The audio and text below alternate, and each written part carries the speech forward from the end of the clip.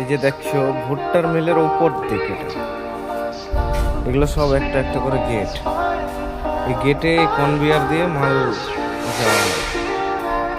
সব ভুট্টা আছে, তো কনভেয়ার দেখো, উপরে একটা নিচে একটা, একটা কনভেয়ার যাবে রেলের মতো আছে, এটা ঠেলে দেখার চেষ্টা করছি।